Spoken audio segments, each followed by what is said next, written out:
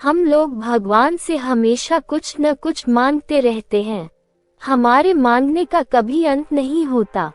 कई बार हमारी मांगी मुराद पूरी होती है तो कई बार ऐसा लगने लगता है कि प्रार्थना बेकार जा रही है, भगवान हमारी सुन ही नहीं रहा है।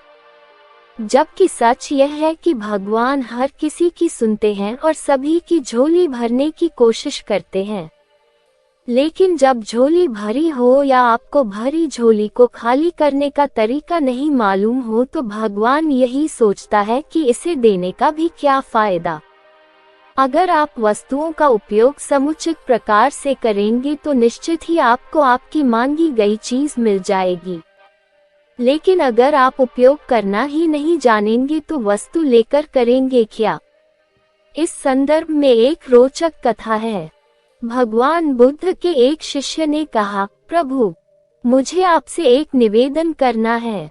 बुद्ध ने उसकी ओर देखा जैसे कह रहे हों कि पूछो। शिष्य ने कहा कि मेरे वस्त्र पुराने हो चुके हैं, अब ये पहनने लायक नहीं रहे, मुझे नए वस्त्र चाहिए। बुद्ध ने शिष्य के वस्त्रों की ओर देखा। वस्त्र सचमुच बिल्कुल जीर्ण हो चुके थे। बुद्ध ने दूसरे शिष्य से नए वस्त्र लाने के लिए कहा। कुछ दिनों बाद बुद्ध अपने उस शिष्य के निवास पर पहुंचे। कुशल क्षेम के बाद उन्होंने पूछा, तुम्हें और कुछ तो नहीं चाहिए? शिष्य ने कहा कि मैं इन वस्त्रों में बिल्कुल आराम से हूँ, मुझे और कुछ नहीं चाहिए। अब बुद्ध और शिष्य का संवाद शुरू हुआ जो इस प्रकार था। बुद्ध, अब जबकि तुम्हारे पास नए वस्त्र हैं तो तुमने पुराने वस्त्रों का क्या किया? शिष्य, मैं अब उसे ओढ़ता हूँ। बुद्ध, ओढ़ने के पुराने वस्त्रों का क्या किया? शिष्य, जी मैंने उसे खिड़की पर लगा दिया है। बुद्ध, तो क्या तुमने पुराने पर्दे फेंक दिए? शिष्य, जी नहीं, मैंने उसके 4 टुकड़े किए।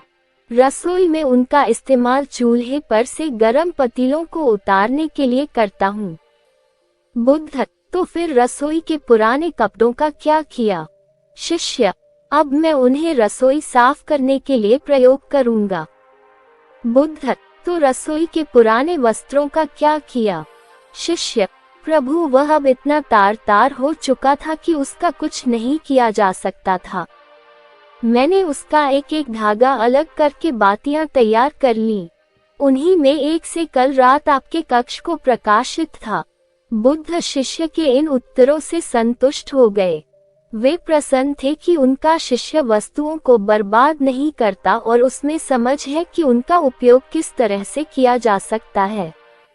कथा सुनाकर संत ने कहा, इन दिनों जब प्राकृतिक संसाधन दिन प्रतिदिन कम होते जा रहे हैं तो हमें कोशिश करनी चाहिए कि चीजों को बर्बाद ना करें और अपने छोटे छोटे प्रयत्नों से इस धरती को सुरक्षित बना कर रखें।